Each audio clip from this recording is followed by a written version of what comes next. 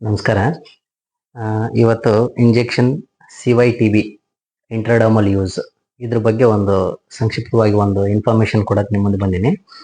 ಇದು CYTB ಅನ್ನುವಂಥದ್ದು ಒಂದು ಡಯಾಗ್ನೋಸ್ಟಿಕ್ ಇಂಜೆಕ್ಷನ್ ಅಂತ ಕರಿಬೋದು. Only for diagnosis of tuberculosis. ನಾವು ಒಂದು TB ಐತೋ ಇಲ್ಲ ಅಂತ ನಾವು ಕನ್ಫರ್ಮೇಶನ್ ಸಲುವಾಗಿ ನಾವು ಒಂದು ಇಂಜೆಕ್ಷನ್ನ ಇಂಟ್ರಾಡರ್ಮಲ್ ಮಾಡಿ ಅದನ್ನ ಕಂಡುಹಿಡಿತೀವಿ. ಈ CYTB ಅನ್ನುವಂಥದ್ದನ್ನ ಇದನ್ನ ನಾವೇನು ಪ್ರೊಸೀಜರ್ನ ನಾವು ಮ್ಯಾಂಟಾಕ್ಸ್ ಟೆಸ್ಟ್ ಅಂತ ಕರಿಬೋದು. ಮ್ಯಾಂಟಾಕ್ಸ್ ಟೆಸ್ಟ್ನ ನಾವು ಯಾಕೆ ಮಾಡ್ತೀವಪ್ಪ ಅಂತಂದ್ರೆ ಇದು ಎಸ್ಪೆಷಲಿ ಒಂದು ಲೇಟೆಂಟ್ TBನ ಡಯಾಗ್ನೋಸಿಸ್ ಮಾಡಲಿಕ್ಕೆ ಮಾತ್ರ ಬಳಸ್ತೀವಿ. ಲೇಟೆಂಟ್ TB ಅಂದ್ರೆ TB ಎರಡು ತರ ಇರುತ್ತೆ, ಒಂದು ಆಕ್ಟಿವ್ TB, ಒಂದು ಲೇಟೆಂಟ್ TB. ಆಕ್ಟಿವ್ TB ಅಂದ್ರೆ ಈಗ ನೀವು ಸ್ಪುಟಮ್ ಟೆಸ್ಟು, CBNAT ಟೆಸ್ಟ್ಗಳನ್ನ ಮಾಡಿ ಐಡೆಂಟಿಫೈ ಮಾಡ್ತೀರಿ, ಅದು ಆಕ್ಟಿವ್ TB. ಒಂದು ಆಕ್ಟಿವ್ ಫಾರ್ಮ್ನೊಳಗೆ ಆ ಮೈಕೋಬ್ಯಾಕ್ಟೀರಿಯಂ ಟ್ಯೂಬರ್ಕುಲೈ ಒಂದು ಬ್ಯಾಕ್ಟೀರಿಯಾ ಏನಿರ್ತದ ಆ ಒಂದು ಸ್ಪುಟಮ್ನೊಳಗೆ ಕಂಡು ಬರ್ತದೆ. ಅಂತ TBಗಳನ್ನ ನೀವು ಸ್ಪುಟಮ್ ಟೆಸ್ಟು, CBNAT ಇಂಥದ್ರಿಂದ ನೀವು ಐಡೆಂಟಿಫೈ ಮಾಡ್ಬೋದು. ಆದ್ರೆ ಕೆಲವೊಂದ್ಸರಿ ಏನಾಗ್ತದ, ಆ ಒಂದು ಟ್ಯೂಬರ್ಕ್ಯುಲೈ ಮಾಲಿಕ್ಯೂಲ್ ಒಂದು ಲೇಟೆಂಟ್ ಸ್ಟೇಜ್ನಾಗ ಇರ್ತದೆ. ಲೇಟೆಂಟ್ ಅಂದ್ರೆ ಜಡ ಸ್ಥಿತಿ ಒಳಗಡೆ ಇರ್ತತೆ, ಅದೇನು ಸಿಂಪ್ಟಮ್ಸ್ನೇ ಕೊಡ್ತಿರಂಗಿಲ್ಲ. ಅಂತ ಒಂದು ಕಂಡೀಷನ್ ಒಳಗ ಅದೊಂದು ಮೈಕೋಬ್ಯಾಕ್ಟೀರಿಯಂ ಟ್ಯೂಬರ್ಕುಲೈ ಅವ್ರ ಬಾಡಿ ಒಳಗಡೆ ಸೇರ್ಕೊಂಡಿರ್ತತೆ. ಅದು ಯಾವಾಗಪ್ಪ ಅಂತಂದ್ರೆ ಆ ಒಂದು TB ಪಾಸಿಟಿವ್ ಇರುವಂತಹ ಕೇಸಸ್ಗೆ ಡೈರೆಕ್ಟ್ ಕಾಂಟ್ಯಾಕ್ಟ್ಸ್ ಯಾರು ಇರ್ತಾರ ಅವರು. ಈ ಫಾರ್ ಎಕ್ಸಾಂಪಲ್ ಗಂಡಗಿರ್ತದೆ, ಹೆಂಡತಿ ಯಾಕೆ ಡೈರೆಕ್ಟ್ ಕಾಂಟ್ಯಾಕ್ಟ್, ಮಕ್ಕಳು ಡೈರೆಕ್ಟ್ ಕಾಂಟ್ಯಾಕ್ಟ್, ಅವರಿಗೆ ಅದು ಒಂದು ಲೇಟೆಂಟ್ ಸ್ಟೇಜ್ನೊಳಗೆ ಇರ್ತದೆ. ಅಂದ್ರೆ ಒಂದು ಜಡ ಸ್ಥಿತಿ ಒಳಗೆ ಇರ್ತದೆ. ಬ್ಯಾಕ್ಟೀರಿಯಾ ಅವರು ಇನ್ಹೇಲ್ ಮಾಡಿರ್ತಾರೆ, ಆ ಒಂದು ಬ್ಯಾಕ್ಟೀರಿಯಾ ಅವರಿಗೆ ಸಿಂಪ್ಟಮ್ಸ್ ನ ರೈಸ್ ಮಾಡ್ತಿರಂಗಿಲ್ಲ. ಅಂತ ಒಂದು TBನ ಲೇಟೆಂಟ್ TB ಅಂತ ಕರಿತೀವಿ.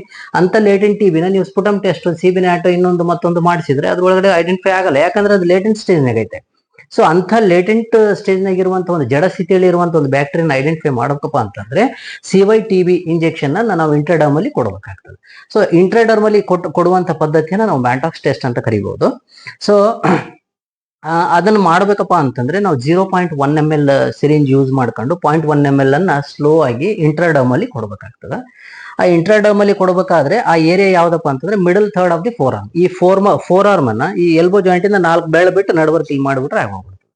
ಸೊ ಅದನ್ನ ಇಂಟ್ರಾಡರ್ಮಲ್ಲಿ ಕೊಟ್ಟ ಮೇಲೆ ಅದೊಂದು ಪ್ಯಾಪ್ಯೂಲ್ ಫಾರ್ಮ್ ಆಗ್ತದೆ. ಪ್ಯಾಪ್ಯೂಲ್ ಅದು ಎಷ್ಟು ಸೈಜ್ ಎಷ್ಟಿರ್ತದೆ ಅಂದ್ರೆ 8 ರಿಂದ 10 mm ನಷ್ಟು ಒಂದು ರೌಂಡ್ ಆಗಿ ಒಂದು ಬ್ಲೆಬ್ ಫಾರ್ಮ್ ಆಗ್ತದೆ. ಸೊ ಆ ಬ್ಲೆಬ್ ಏನಿರ್ತದಲ್ರಿ 8 to 10 mm ವರೆಗೂ ಇರಬೇಕು. 8 to 10 mm ಸೈಜ್ ವರೆಗೂ ಆ ಬ್ಲೆಬ್ ಫಾರ್ಮ್ ಆಗ್ಬೇಕು. ಸೊ ಅದು ಆಫ್ಟರ್ 10 minutes ಅದು ಡಿಸಪಿಯರ್ ಆಗ್ಬೇಕು. ಆಫ್ಟರ್ 10 minutes ಒಳಗೆ ಅದು ಡಿಸಪಿಯರ್ ಆಗ್ಬೇಕು. ಸೊ ಆಫ್ಟರ್ 48 to 72 hours 48 ರಿಂದ 72 ತಾಸಿನ ನಂತರ ನಾವೇನ್ ಇಂಜೆಕ್ಷನ್ ಸೈಟ್ ಏನ್ ಮಾಡಿರ್ತೀವಿ ನೋಡೋ, ಆ ಸೈಟ್ ಮಾಡಿದಾಗ ನಾವು ಅದನ್ನ ಡೇ ಟು ಟೈಮ್ ಬರೀಬೇಕಲ್ಲಿ. ಸೊ ಆ ಒಂದು 48 ರಿಂದ 72 ಗಂಟೆಗಳ ನಂತರ ನಾವು ಅದೇನು ಒಂದು ಇಂಡ್ಯೂರೇಷನ್ ಅಂತ ಕರಿತೀವಿ. ಆಕ್ಚುಲಿ ಇಂಡ್ಯೂರೇಷನ್ ಅಂತ ಕರಿತೀವಿ. ಇಂಡ್ಯೂರೇಷನ್ ಅಂತಂದ್ರೆ ಗಡುಸಾಗಿರುವಂತಹ ಚರ್ಮದ ಭಾಗ. ನೀವು ಇಂಜೆಕ್ಷನ್ ಕೊಟ್ಟು ಅದೇನ್ ಪ್ಯಾಪ್ಯೂಲ್ ಫಾರ್ಮ್ ಆಗಿರುತ್ತೆ, ಅದು ಬ್ಲೆಬ್ ಏನ್ ಫಾರ್ಮ್ ಆಗಿರುತ್ತಲ್ರಿ, ಅದು 10 minutes ಆದ ತಕ್ಷಣ ಡಿಸಪಿಯರ್ ಆಗಿಬಿಡ್ತದೆ. ಆಮೇಲೆ 48 ರಿಂದ 72 ತಾಸುಗಳ ನಂತರ ಅದು ಇಂಡ್ಯೂರೇಷನ್ ಅಂತ ಕರಿತೀವಿ. ಆ ಚರ್ಮದ ಭಾಗ ಥಿಕ್ ಆಗಿಬಿಟ್ಟಿರ್ತದ. ಸೊ ಅದನ್ನ ಇಂಡ್ಯೂರೇಷನ್ ಅಂತ ಕರಿತೀವಿ ಇಂಗ್ಲಿಷ್ನಲ್ಲಿ. ಸೊ ಅದನ್ನ ನಾವು ಅಳತಿ ಮಾಡ್ಬೇಕು. ಅಳತಿ ಮಾಡಿದಾಗ ಅದ್ರದ್ದು ಸೈಜು 5 mm ಇರಬೇಕು, ಅಥವಾ ಮೋರ್ ದೆನ್ 5 mm ಇರಬೇಕು. 5 mm ಇರಬಹುದು ಅಥವಾ 5 mm ಗಿಂತ ಜಾಸ್ತಿ ಇರಬಹುದು. ಅವಾಗ ಮಾತ್ರ ನಾವು ರಿಸಲ್ಟ್ ಏನಂತ ಕರಿತೀವಿ, ಪಾಸಿಟಿವ್ ಅಂತ ಕರಿತೀವಿ. ಸೊ ಈಗ ಲೆಸ್ ದೆನ್ 5 mm ಇತ್ತು ಅಂತ ತಿಳ್ಕೊರಿ. ಲೆಸ್ ದೆನ್ 5 mm ಅಪ್ಪ ಅಂದ್ರೆ 4 mm ಇತ್ತು ಅಂತ ತಿಳ್ಕೊರಿ. 4 mm ಇತ್ತಪ್ಪ ಅಂತಂದ್ರೆ ನೆಗೆಟಿವ್. 4 mm ಅಂತ ಇತ್ತಪ್ಪ ಅಂತಂದ್ರೆ ನಾವು ನೆಗೆಟಿವ್ ಅಂತ ಕನ್ಸಿಡರ್ ಮಾಡ್ಬೇಕು. ಈಗ 5 mm ಐತಿ, ಅದು ಪಾಸಿಟಿವ್ ಅಂತ ಲೆಕ್ಕ ಹಿಡಿದ್ರಿ. ನೆಕ್ಸ್ಟ್ ಏನ್ ಮಾಡ್ಬೇಕು, ಪಾಸಿಟಿವ್ ಐತಿ 5 mm ಬಂತು ಅಥವಾ ಮೋರ್ ದೆನ್ 5 mm ಬಂತು, ಮ್ಯಾಂಟಾಕ್ಸ್ ಟೆಸ್ಟ್ ನ ಪಾಸಿಟಿವ್ ಬಂತಪ್ಪ ಅಂತಂದ್ರೆ, ನೀವು ಪಾಸಿಟಿವ್ ಡಿಕ್ಲೇರ್ ಮಾಡಿದ್ರೆ ಅಂದ್ರೆ ನೆಕ್ಸ್ಟ್ ಏನ್ ಮಾಡ್ಬೇಕಪ್ಪ ಅಂತಂದ್ರೆ ನಾವು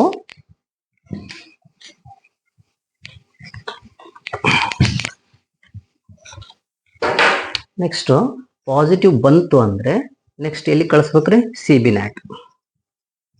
CBNAT ಆರ್ ಎಕ್ಸ್ರೇ ಮಾಡಿಸ್ತೀವಿ ಪಾಸಿಟಿವ್ ಬಂದ ಮೇಲೆ. CBNAT ಅಥವಾ ಎಕ್ಸ್ರೇದ ಒಳಗಡೆ ಪಾಸಿಟಿವ್ ಬಂತಪ್ಪ ಅಂತಂದ್ರೆ ಏನ್ ಮಾಡ್ತೀವಿ, ಡಾಟ್ ಸ್ಟಾರ್ಟ್ ಅವನಿಗೆ. ಸೊ ಇದು ಪ್ರೊಸೀಜರ್. ಇನ್ ಕೇಸ್ ಇದು CYTB ಪಾಸಿಟಿವ್ ಬಂದ್ರೆ, ಇನ್ ಕೇಸ್ ಅದು ನೆಗೆಟಿವ್ ಬಂತಪ್ಪ ಅಂತಂದ್ರೆ ಏನ್ ಮಾಡ್ಬೇಕು, ನೆಗೆಟಿವ್ ಬಂತಪ್ಪ ಅಂತಂದ್ರೆ TPT ಏನಿ ಹೊಸ ರೆಜಿಮನ್ ಬಂದದ, ವೀಕ್ಲಿ ಡೋಸ್. ಸೊ ಆ TPT-ನ ಸ್ಟಾರ್ಟ್ ಮಾಡಬೇಕು. ಯಾವಾಗ CYTB ನೆಗೆಟಿವ್ ಬಂತಪ್ಪ ಅಂತಂದ್ರೆ. ಪಾಸಿಟಿವ್ ಬಂತಪ್ಪ ಅಂತಂದ್ರೆ CB ನಾಟ್ ಮತ್ತೆ ಎಕ್ಸ್ರೇ ಮಾಡಿಸ್ಬೇಕು. ಆ ಪಾಸಿಟಿವ್ CB ನಾಟ್ ಒಳಗಡೆ ಏನಾದ್ರು ಪಾಸಿಟಿವ್ ಬಂತಪ್ಪ, ಸ್ಫುಟಮ್ ರಿಪೋರ್ಟ್ ಪಾಸಿಟಿವ್ ಬಂತಪ್ಪ ಅಂತಂದ್ರೆ direct observation treatment service dot start ಮಾಡಬೇಕು. ಸೊ ಇದು ಪ್ರೊಸೀಜರ್. ಸೊ ಇಲ್ಲಿ ನೆಕ್ಸ್ಟ್, ಇಲ್ಲಿ ನೆಗೆಟಿವ್ ಬಂದ್ರ CYTB ನೀವು ಇದನ್ನ ಟೆಸ್ಟ್ ಮಾಡಿರಿ. CYTB ಮಾಡಿದ ತಕ್ಷಣ ಅದು ನೆಗೆಟಿವ್ ಬಂತಪ್ಪ ಅಂತಂದ್ರೆ ನೀವು TPT-ನ ಇನಿಷಿಯೇಟ್ ಮಾಡಬೇಕು. TPT ಅಂದ್ರೆ ವಾರಕ್ಕೆ 1 ಬಾರಿ ಕೊಡ್ತೀವಿ. ಅದರಂಗ 12 ವಾರಗಳನ್ನ ಕೊಡ್ತೀವಿ. ಅಂದ್ರೆ 3 ತಿಂಗಳ ಒಂದು ಚಿಕಿತ್ಸೆ. ಸೊ ಅದರಿಂದ TB-ನ ನಾವು ಪ್ರಿವೆಂಟ್ ಮಾಡಬಹುದು. ಇದು ಕೊಡೋ ಉದ್ದೇಶ ಏನಪ್ಪಾ ಅಂತಂದ್ರೆ ಡೈರೆಕ್ಟ್ ಕಾಂಟ್ಯಾಕ್ಟ್ ಇರುವಂತಹ, ಅಂದ್ರೆ ಪಾಸಿಟಿವ್ ಸ್ಫುಟಮ್ ಪಾಸಿಟಿವ್ ಇರುವಂತಹ ಕೇಸ್ಗಳಿಗೆ ಡೈರೆಕ್ಟ್ ಕಾಂಟ್ಯಾಕ್ಟ್ ನಲ್ಲಿ ಇರುವಂತಹ ಒಂದು ಡೈರೆಕ್ಟ್ ಕಾಂಟ್ಯಾಕ್ಟ್ಸ್ ಡಿಪೆಂಡೆನ್ಸ್ ಏನ್ ಇರ್ತೀವಿ ಅವರಿಗೆ ಆ TB ತಗಲದಂತೆ ಕೊಡುವಂತಹ ಒಂದು ಚಿಕಿತ್ಸೆಯನ್ನು ನಾವು TPT ಅಂತ ಕರಿತೀವಿ. ಆ TPT-ನ ನಾವು ವಾರಕ್ಕೆ 1 ಬಾರಿ ಕೊಡ್ತೀವಿ. ಅದರಂಗೆ 12 ವಾರ ಕೊಡ್ತೀವಿ. ಅಂದ್ರೆ ತಿಂಗಳಿಗೆ 4 ಬಾರಿ, ಅದರಂತೆ 3 ತಿಂಗಳು ಅಂದ್ರೆ 12 ಬಾರಿ ಕೊಟ್ರೆ ಅದು ಟ್ರೀಟ್ಮೆಂಟ್ ಮುಗಿದು ಹೋಗ್ಬಿಡ್ತದ. ಸೊ ನೆಕ್ಸ್ಟ್, ಸೊ ಇಲ್ಲಿ CYTB ಯಾರಿಗೆ ಮಾಡ್ಬೇಕಪ್ಪ ಅಂತಂದ್ರೆ ಮೋರ್ ದ್ಯಾನ್ 18 ಇಯರ್ಸ್ ಇರುವಂತಹವ್ರಿಗೆ ಮಾತ್ರ ನಾವು ಮಾಡ್ಬೇಕು. CYTB-ನ ನಾವು ಯಾರಿಗೆ ಕೊಡ್ಬೇಕಪ್ಪ ಅಂತಂದ್ರೆ ಡೈರೆಕ್ಟ್ ಕಾಂಟ್ಯಾಕ್ಟ್ಸ್, ಪಾಸಿಟಿವ್ ಸ್ಫುಟಮ್ ಪಾಸಿಟಿವ್ ಇರುವಂತಹ ರೋಗಿಗಳ ಜೊತೆಗೆ ಡೈರೆಕ್ಟ್ ಕಾಂಟ್ಯಾಕ್ಟ್ ನಲ್ಲಿ ಇರುವಂತಹ ವ್ಯಕ್ತಿಗಳಿಗೆ 18 ವರ್ಷ ಮೇಲ್ಪಟ್ಟವರಿಗೆ ಮಾತ್ರ ಕೊಡಬೇಕು. ಎಲ್ಲಿ ಕೊಡಬೇಕು? ಎಡಗೈ ಭಾಗದ 4 ಆರ್ಮ್ನ ಒಂದು ಎಲ್ಬೋ ಜಾಯಿಂಟ್ ಇಂದ 4 ಬೆರಳು ಬಿಟ್ಟು, ಅಂದ್ರೆ ಮಿಡಲ್ ಥರ್ಡ್ ಅಂತ ಏನ್ ಕರಿತೀವಿ, ಮಿಡಲ್ ಥರ್ಡ್ಗೆ ನಾವು ಮಾಡ್ಬೇಕಾಗ್ತದೆ. ಸೊ ಆ ಭಾಗದಲ್ಲಿ ಮಾಡಬೇಕು. ಇದನ್ನ ಇಂಟ್ರಾಡರ್ಮಲಿ ಮಾಡಬೇಕು. 0.1 ml ಸಿರಿಂಜ್ ಯೂಸ್ ಮಾಡ್ಬೇಕು. ಅದು ಬ್ಲೆಬ್ ಫಾರ್ಮ್ ಆಗ್ಬೇಕು. 8 ರಿಂದ 10 mm ಸೈಜ್ನವರೆಗೂ ಬ್ಲೆಬ್ ಫಾರ್ಮ್ ಆಗ್ಬೇಕು. ಆಮೇಲೆ ಇದಕ್ಕ ಓಪನ್ ವೈಲ್ ಪಾಲಿಸಿ ಅಪ್ಲೈ ಆಗ್ತದೆ. ಓಪನ್ ವೈಲ್ ಪಾಲಿಸಿ ನೀವೇನು ವ್ಯಾಕ್ಸಿನೇಷನ್ಸ್ ಮಾಡ್ಬೇಕಾದ್ರೆ 28 ಡೇಸ್ ವರೆಗೂ ಒಂದ್ಸರಿ ಓಪನ್ ಮಾಡಿಂದ 28 ಡೇಸ್ ವರೆಗೂ ವ್ಯಾಕ್ಸಿನ್ ನಾವು ಯೂಸ್ ಮಾಡ್ಬೋದಂತ ಏನ್ ನೀವು ರುಟೀನ್ ನಾಗ ಏನು ಮಾಡ್ತಾ ಇದ್ರಿ, ಅದೇ ಈ ಪಾಲಿಸಿ ಇದಕ್ಕೂ ಈ ಇಂಜೆಕ್ಷನ್ಗೂ ಕೂಡ ಅಪ್ಲೈ ಆಗ್ತದೆ. ಈ ಯಾಕೆ ಇದನ್ನ ಹೇಳಿದ್ನಪ್ಪ ಅಂತಂದ್ರೆ ಇದು 10 ಡೋಸ್ ಬರ್ತದೆ. ಇದು injection CYTB comes with 10 doses. 10 dose ನಲ್ಲಿ ಬರ್ತದ. ಈಗ 10 ಡೋಸ್ ಬಂದಾಗ ನಿಮಗ್ 4 ಜನ ಬೆನಿಫಿಷರಿ ಸಿಗ್ತಾರ. 4 ಜನ ಬೆನಿಫಿಷರಿ ಸಿಕ್ಕಾಗ ಇನ್ನು 6 ಡೋಸ್ ಉಳಿತು. 6 ಡೋಸ್ ವೇಸ್ಟ್ ಮಾಡಬಾರ್ದು. 6 ಡೋಸ್ನ ವೇಸ್ಟ್ ಮಾಡಬಾರ್ದು. ಅದನ್ನ ನಾವು ಇನ್ನು ಉಳಿದಂತ ಪೇಷಂಟ್ಗೆ 28 ಡೇಸ್ ವರೆಗೂ ಟೈಮ್ ಇರ್ತದೆ. 28 ಡೇಸ್ ವರೆಗೂ ಟೈಮ್ ಇರ್ತದೆ. ಆ 28 ಡೇಸ್ ಒಳಗಡೆ ಆ 6 ಡೋಸ್ನು ಕೂಡ ಯೂಸ್ ಮಾಡ್ಕೊಂಡು ಖಾಲಿ ಮಾಡ್ಬೋದು. ಆಮೇಲೆ ಇದ್ರದ್ದು ಇದು ಪ್ರಿಸರ್ವೇಷನ್ ಹೆಂಗಿರ್ತದೆ ಅಂದ್ರೆ 2 to 8 ಡಿಗ್ರಿ ಸೆಲ್ಸಿಯಸ್ ಒಳಗಡೆನೆ ಪ್ರಿಸರ್ವ್ ಮಾಡ್ಬೇಕು. ಅದನ್ನು ನಾವು ಡೊಮೆಸ್ಟಿಕ್ ರೆಫ್ರಿಜರೇಟರ್ ಒಳಗಿಟ್ಟು ಸೇವ್ ಮಾಡ್ಬೋದು. ಒಂದು ಇಲ್ಲಪ್ಪ ಅಂತಂದ್ರೆ ನಾವು ಒಂದು ವ್ಯಾಕ್ಸಿನ್ ಕ್ಯಾರಿಯರ್ ಒಳಗಡೆ, ಈಗ ಫಾರ್ ಎಕ್ಸಾಂಪಲ್ ನಾವು ಸೈಟ್ಗೆ ಹೋಗಿ ಮಾಡ್ತೀವಪ್ಪ ಅಂತಂದ್ರೆ ಅಲ್ಲಿ ನಾವು ವ್ಯಾಕ್ಸಿನ್ ಕ್ಯಾರಿಯರ್ ಒಳಗಡೆ ಕಂಡೀಷನ್ಡ್ ಐಸ್ ಪ್ಯಾಕ್ ಹಾಕಿ ಜಿಪ್ಲಾಕ್ ಕವರ್ನೊಳಗೆ ಆ ಇಂಜೆಕ್ಷನ್ ಇಟ್ಕೊಂಡು ಹೋಗಿ ನಾವು ಸೈಟ್ ಒಳಗೆ ಮಾಡ್ಕೋಬೇಕು. ಅಂದ್ರೆ ಕೋಲ್ಡ್ ಚೈನ್ ಮೇಂಟೈನ್ ಮಾಡ್ಬೇಕಂತ ಹೇಳ್ಕತ್ತೀನಿ ನಾನು. ಸೊ ಇದರಿಂದ ಈ ರೀತಿ ಮಾಡೋದ್ರಿಂದ ಅದ್ರದ್ದು ಪೊಟೆನ್ಸಿ ಕೂಡ ಹಾಳಾಗಂಗಿಲ್ಲ. ನಾವು ಹಾಳಾಗಂಗೇನೆ ಈ ಇಂಜೆಕ್ಷನ್ ನಾವು ಈ ರೀತಿ ಯೂಸ್ ಮಾಡ್ಕೋಬಹುದು. ಆಮೇಲೆ ಈಗ ಇದನ್ನ ಮಾಡೋದೇನಿದೆ ಅಲ್ಲ, ಯಾರಿಗೆ ನೀವು ಆ ಡಿಪೆಂಡೆನ್ಸ್ ಡೈರೆಕ್ಟ್ ಕಾಂಟ್ಯಾಕ್ಟ್ಸ್ ಅಂತ ಏನ್ ಕರಿತೀರಿ, ನೀವು ಯಾರಿಗೆ ಟೆಸ್ಟ್ ಮಾಡಕತ್ತೀರಿ ಆ ವ್ಯಕ್ತಿಗಳದ ನಿಕ್ಷಯ ID ಕೂಡ ನೀವು ಜನರೇಟ್ ಮಾಡ್ಬೇಕಾಗ್ತದೆ. ಅದನ್ನ ಯಾವ ರೀತಿ ಜನರೇಟ್ ಮಾಡ್ಬೇಕಪ್ಪ ಅಂತಂದ್ರೆ ನಿಕ್ಷಯ್ ಆಪ್ ನಲ್ಲಿ ನೀವು ಆ ಒಂದು ಪೇಷಂಟ್ ಇಂದ ಆಲ್ರೆಡಿ ಸ್ಫುಟಮ್ ಪಾಸಿಟಿವ್ ಕೇಸ್ಗೆ ನೀವೇನ್ ಡಾಟ್ ಮಾಡಕತ್ತೀರಿ ಆ ಪೇಷಂಟ್ ನಿಕ್ಷಯ ID ಹಾಕಿ ನೀವು ಸರ್ಚ್ ಕೊಡ್ರಿ. ಸರ್ಚ್ ಕೊಟ್ಟ ಮೇಲೆ ಕಾಂಟ್ಯಾಕ್ಟ್ ಟ್ರೇಸಿಂಗ್ ಹೋಗ್ರಿ. ಕಾಂಟ್ಯಾಕ್ಟ್ ಟ್ರೇಸಿಂಗ್ ಹೋದ ತಕ್ಷಣನೇ ಅಲ್ಲಿ ಪ್ಲಸ್ ಸಿಂಬಲ್ ಇರ್ತದೆ. ನಿಮ್ಮ ಬಲಗೈ ಹತ್ರ ಒಂದು ಪ್ಲಸ್ ಸಿಂಬಲ್ ಇರ್ತದೆ ಆ ಮೊಬೈಲಿನ ಕಾರ್ನರ್ನಲ್ಲಿ. ಆ ಪ್ಲಸ್ ಸಿಂಬಲ್ನ ಹೊತ್ರಿ. ಆ ನೆಕ್ಸ್ಟ್ ಆ ತದನಂತರ ನೀವು ಮಾಡಿರುವಂತ ಪೇಷಂಟ್ ಇಂದ ರೆಕಾರ್ಡ್ ಏನಿರುತ್ತಲ್ಲ ಎಂಟ್ರಿ ಮಾಡ್ರಿ. ಎಂಟ್ರಿ ಮಾಡಿದ ತಕ್ಷಣನೇ ಅಲ್ಲಿ ಒಂದು ನಿಕ್ಷಯ ID ಜನರೇಟ್ ಆಗ್ತದೆ. ಆ ID ನೀವು ಬರ್ಕೊಳ್ರಿ.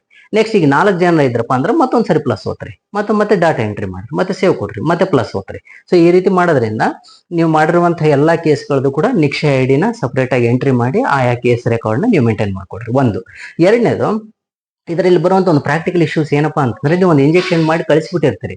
ಇಂಜೆಕ್ಷನ್ ಮಾಡಿ ಕಳಿಸಿದಾಗ ಆ ಪೇಷಂಟ್ ಏನ್ ಮಾಡ್ತಾನ, ಆ ಕೈ ತೊಳ್ಕೊಂಡ್ಬಿಡ್ತಾನ. ಕೈ ತೊಳ್ಕೊಂಡಾಗ ಅಲ್ಲಿ ಡೇಟ್ ಟೈಮ್ ನೀವು ಬರೆದಿರುವಂತದ್ದೆಲ್ಲ ಹೋಗ್ಬಿಟ್ಟಿರ್ತದೆ, ಇರೇಸ್ ಆಗಿಬಿಡ್ತದೆ. ಸೊ ಆ ಟೈಮ್ನೊಳಗ ನೀವು ಇನ್ನೊಂದು ಏನ್ ಮಾಡ್ಕೋಬೇಕಪ್ಪ ಅಂದ್ರೆ ಫಿಸಿಕಲ್ ರೆಕಾರ್ಡ್ ಮೇಂಟೈನ್ ಮಾಡ್ಕೋಬಹುದು. ಒಂದು ನೀವು serial number, date and time of administration, patient particulars, ಅವ್ರದ್ದು ಒಂದು ಬೇಕಂದ್ರೆ ಒಂದು ಸೈನ್ ತಗೋಬಹುದು ನೀವು. ಅದು ಒಂದು ಪ್ರಾಪರ್ ಡಾಕ್ಯುಮೆಂಟೇಶನ್ ಆಗ್ತದೆ. ಸೊ ಆ ರೀತಿ ಮಾಡ್ರಿ. ನೀವು ಆ ಒಂದು ಈಗ ಫಾರ್ ಎಕ್ಸಾಂಪಲ್ ಕಲ್ಲಪ್ಪ ನಿನಗೆ ಯಾವ ಡೇಟ್ಗೆ ಯಾವ ಟೈಮಿಗೆ ಕೊಟ್ಟಿರಿ ಅದನ್ನ ನೀವು ಬರ್ಕೊಂಡ್ರಪ್ಪ ಅಂತಂದ್ರೆ ನಾಳೆ ನೀವು ಆ ಸೈಟ್ನ ನೋಡ್ಬೇಕಾದ್ರೆ ಆ ಡೇ ಟು ಟೈಮ್ ಪ್ರಕಾರನೇ ನೀವು ಅದನ್ನ ಫಾಲೋ ಮಾಡ್ಕೊಳ್ಳಿಕ್ಕೆ ಹೆಲ್ಪ್ ಆಗ್ತದೆ.